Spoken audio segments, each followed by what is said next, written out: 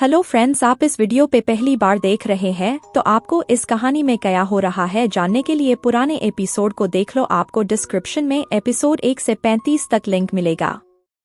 Episode 36 रक्तपाली। गुरु मेघदत्त की सारी बातें सुनने के बाद महागुरु अप्रसन्नता से गुरु मेघदत्त को देखते हुए कहते हैं, अध्यात्म गुरुकुल के गुरु होकर इतनी छोटी सी बात से नाराज होकर तुम वापस आ गए। गुरु मेघदत्त, मुझे तुमसे यह उम्मीद नहीं थी। इतना कहकर महागुरु गुरु मेघदत्त को वहां से बाहर जाने का इशारा करते हैं और अपनी आंखें बंद कर लेते हैं। लेकिन जब उन्हें काफी देर तक किसी के पैरों की आवाज नहीं सुनाई देती है, तब वह अपनी आंखें खोलकर देखते हैं तो सामने ही गुरु मेघदत्त अभी अपनी जगह पर खड़े किसी सोच में गुम थे। गुरु मेघदत्त को अभी खड़ा देखकर महागुरु कहते हैं, मेघदत्त, तुम अभी यहाँ क्यों खड़े हो? महागुरु की आवाज सुनकर गुरु मेघदत्त वापस होश में आते हैं और अपने चारों तरफ देखते हैं, मानो यह देख रहे हो कि कोई उनकी बात सुन तो नहीं रहा है। जब गुरु मेघदत्त आश्वस्त हो जाते हैं कि उनकी बातें कोई नहीं सुन रहा है, तब वह सुरक्षा के लिए अपने चारों तरफ एक अदृश्य कवच बना लेते हैं ताकि कोई चाहकर भी उनकी बातें ना सुनाए। गुरु मेघदत्त को ऐसा करते देखकर महागुरु समझ जाते हैं कि कोई खास बात है, इसीलिए वह भी शांति से गुरु मेघदत्त को अपना काम करने देते हैं। जब गुरु मेघदत्त अपना काम खत्म कर लेते हैं, उसके बाद ही वह महागुरु को देखते हुए कहते हैं, महागुरु, एक बहुत जरूरी बात है जिसके कारण मुझे यहाँ समय से पहले आना पड़ा है। आखिर क्या बात है? महागुरु कहते हैं, जिस पर गुरु मेघदत्त एक सांस लेते हुए कहते हैं, महागुरु, मैंने उनकी आभा को देखा है। आभा को देखा है? साफ साफ कहो, महागुरु गुरु मेघदत्त से कहते हैं। महागुरु की बात सुनकर गुरु मेघदत्त को समझ नहीं आ रहा था कि वह कैसे समझाए, इसीलिए वह अपनी दाढ़ी को खींचते हुए कहते हैं, उसी की आभा जिसके आने का इंतजार सारा ब्रह्मांड कर रहा है। गुरु मेघदत्त की बात सुनकर महागुरु कुछ सोचते हुए अपने मन में कहते हैं, किसका इंतजार ब्रह्मांड कर रहा है? इतना सोचते सोचते अचानक उन्हें कुछ याद आता है और वह अपनी शंका को सच साबित करने के लिए गुरु मेघदत्त से फिर पूछते हैं, क्या तुम उसकी बात कर रहे हो? जिस पर गुरु मेघदत्त अपनी आंखों में चमक लाते हुए कहते हैं, हाँ महागुरु, वही जिसकी आप, मैं और सारा संसार प्रतीक्षा कर रहा है। गुरु मेघदत्त की बात सुनकर महागुरु अपनी जगह से खड़े होकर चिल्लाते हुए कहते हैं, आखिरकार वह दिन आ ही गया जब हमारा वर्षों पुराना काम पूरा होगा। इतना कहकर महागुरु तुरंत अपने मुंह को बंद करते हुए कहते हैं, क्षमा करना, इतने वर्षों के इंतजार के बाद मैं अपनी खुशी नियंत्रित नहीं कर पाया। इतना कहने के बाद अचानक महागुरु का चेहरा सख्त हो जाता है और वह गंभीर स्वर में कहते हैं, यह खुशी की बात तो है, लेकिन चिंता का विषय भी है। महागुरु की बात सुनकर गुरु मेघदत्त पूछते, महागुरु, कैसी चिंता? जिस पर महागुरु कहते हैं, तुम्हारे कहने के मुताबिक जिस इंसान के पास से देव सम्राट की आभा निकली थी, उसने अभी तक अपनी आध्यात्मिक शक्ति जांचित नहीं की है। अगर तुम्हारी कही बात सच है तो उसके ऊपर संकट छाया हुआ है। हमें जल्द से जल्द उसे यहाँ ढूंढकर लाना होगा, जब तक उसका रक्षक उसे ना ढूंढ ले। महागुरु की बात सुनकर गुरु मेघदत्त अजीब भाव के साथ पूछते हैं, महागुरु, देव सम्राट के ऊपर कौन सी मुसीबत है और उनका रक्षक कौन है? जिसके जवाब में महागुरु कहते हैं, मेघदत्त, देव सम्राट एक गुप्त पहले की तरह है। इसके बारे में जितना कम जानोगे उतना ही अच्छा होगा। बस इतना समझ लो कि हमें उसे, देव सम्राट को, जल्द से जल्द यहाँ लाना होगा और उसे उसकी शक्तियों को जागृत करने में मदद करनी होगी। और रही बात देव सम्राट के रक्षक की, तो कोई नहीं जानता है कि वह कौन है और कैसा दिखता है। लेकिन जिस समय देव सम्राट का अंत हुआ था, उसी के बाद से रक्षक अचानक कहीं गायब हो गया था और वापस देव सम्राट के आने का इंतजार कर रहा था। अगर देव सम्राट वापस आ गया है तो उसका रक्षक भी उसे ढूंढ रहा होगा। दोनों लोग आपस में देव सम्राट के बारे में बातें कर ही रहे होते हैं कि तभी अध्यात्म गुरुकुल के ऊपर एक अंधकार छा जाता है और दूर आसमान में एक सुनहरी रोशनी जमीन में जाती हुई दिखाई देती है। महागुरु उस सुनहरी रोशनी को देखकर तुरंत खुश हो जाते हैं और उत्साहित स्वर में कहते हैं, पहले मुझे तुम्हारी बातों पर विश्वास नहीं था, लेकिन लगता है कि तुम जो कह रहे थे वह सच है, क्योंकि देव सम्राट ने अपने आध्यात्मिक चक्र को जागृत कर लिया है। इतना कहकर महागुरु उस सुनहरी रोशनी को बहुत उत्साहित होकर देखने लगते हैं। तभी ऐसा लगता है कि उन्हें कुछ याद आता है। महागुरु गुरु मेघदत्त की तरफ देखते हुए कहते हैं, 6 दिन बाद महाराज कुशांत प्रताप सिंह के राज्य में शक्ति प्रदर्शन होने वाला है और तुमने भी देव सम्राट को उन्हीं के राज्य में देखा है। हमें जल्द से जल्द वहां चलना चाहिए, कहीं ऐसा ना हो कि हमारे पहुंचने से पहले ही वह वहां पर पहुंच जाए। महागुरु की बात सुनकर गुरु मेघदत्त पूछते हैं, महागुरु, और कौन है जो देव सम्राट को ढूंढ रहा है? गुरु मेघदत्त की बात सुनकर महागुरु को मानो कुछ याद आ जाता है और उनके चेहरे पर डर और घबराहट की वजह से पसीना आ जाता है। महागुरु खुद को संभाल कर अपनी डरी हुई आवाज में कहते हैं, इन सब बातों को सोचने के लिए हमारे पास समय नहीं है, हमें जल्द से जल्द निकालना चाहिए। और एक बात अपने सबसे भरोसेमंद आदमियों को पता करने के लिए भेजो कि यह सुनहरी रोशनी कहाँ गिर रही है। इतना कहकर महागुरु अपने पास से एक शंख जैसी चीज निकालते हैं और उसे जोर से बजा देते हैं। शंख के बजते ही आसमान में एक चीख के साथ एक बड़ा सा वायु पक्षी नजर आने लगता है। यह वायु पक्षी महागुरु का पालतू था। वायु पक्षी अपने बड़े पंखों को फड़फड़ाते हुए जमीन पर उतर जाता है और महागुरु के सामने अपना सर झुका लेता है। महागुरु बिना देरी के गुरु मेघदत्त के साथ उस पक्षी पर सवार हो जाते हैं और वहां से निकल जाते हैं। इधर प्रेम के ऊपर गिर रही सुनहरी रोशनी धीरे धीरे करके प्रेम के शरीर के अंदर प्रवेश कर रही थी। देखते ही देखते उस सुनहरी रोशनी का तेज कम होने लगता है और कुछ ही देर बाद वह रोशनी गायब हो जाती है। प्रेम अपनी आंखें धीरे धीरे करके खोलता है। अब उसकी आंखों में वह सुनहरी चमक नहीं थी। अब प्रेम बिल्कुल अपने साधारण रूप में लग रहा था।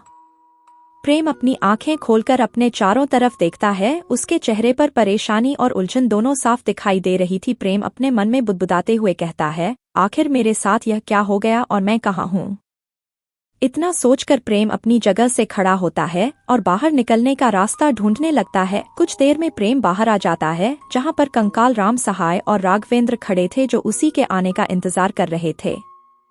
प्रेम को सही सलामत बाहर आता देखकर राम सहाय की जान में जान आती है। राम सहाय तुरंत प्रेम के पास पहुंचकर उससे पूछता है, राजकुमार, क्या आप ठीक हैं? क्या आपने अपने आध्यात्मिक चक्रों को जागृत कर लिया है? राम सहाय की बात सुनकर प्रेम अपने शरीर की तरफ ध्यान देता है और अपने शरीर की हालत देखकर प्रेम चौंक जाता है।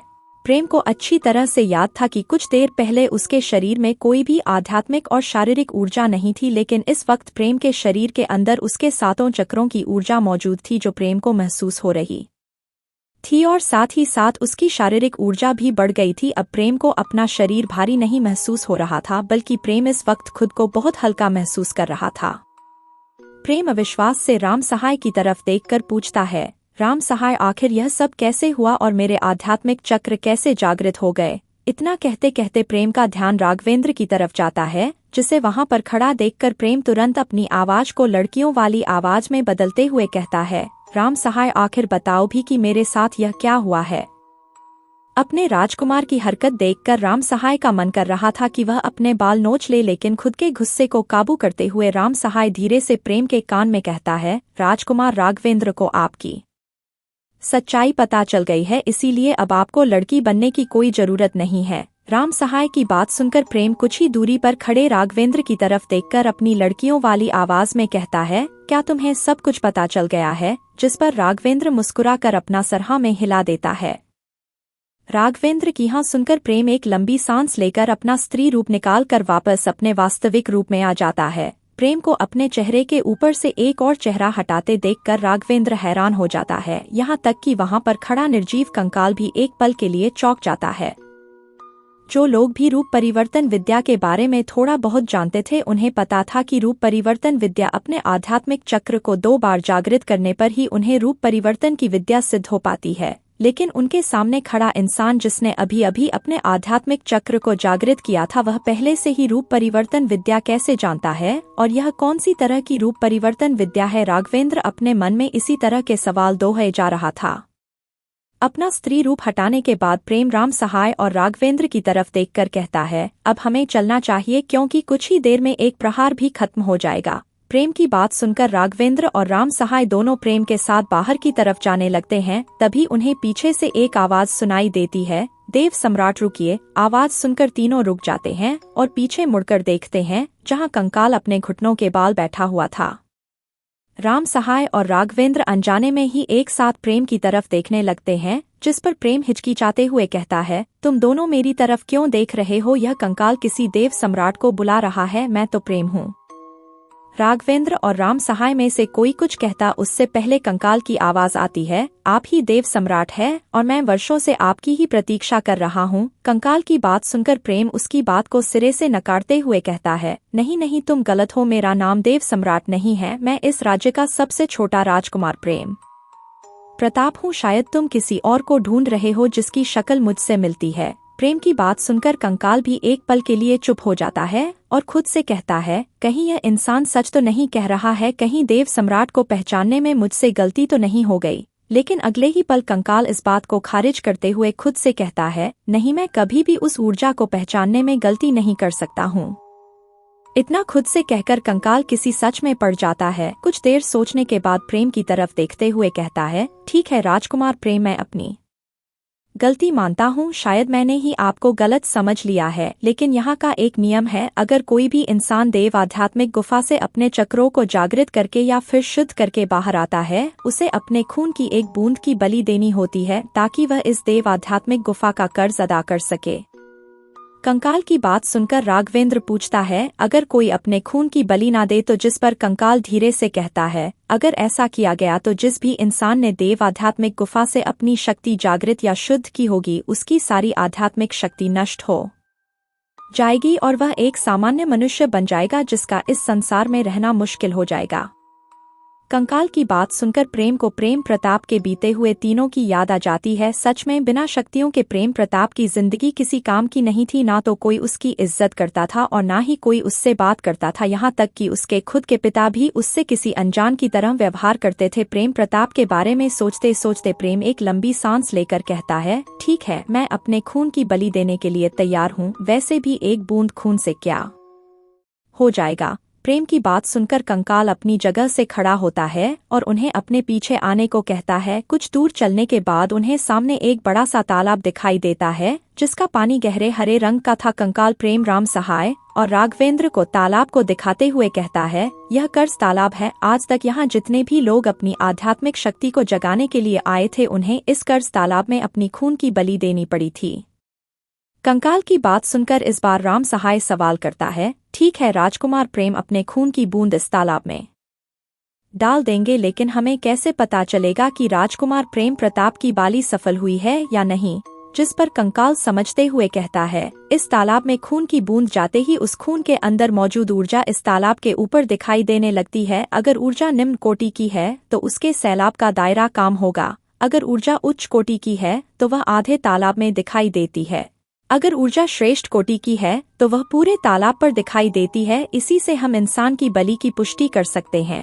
कंकाल की बात सुनकर सभी समझ गए थे कि बलि की क्या प्रक्रिया है। प्रेम अपने कदम तालाब की तरफ बढ़ा देता है और अपनी उंगली में छोटा सा कट लगाकर एक बूंद खून तालाब के अंदर गिरा देता है। खून के गिरते ही खून तालाब में घुल जाता है। प्रेम तुरंत 2 कदम पीछे हट जाता है।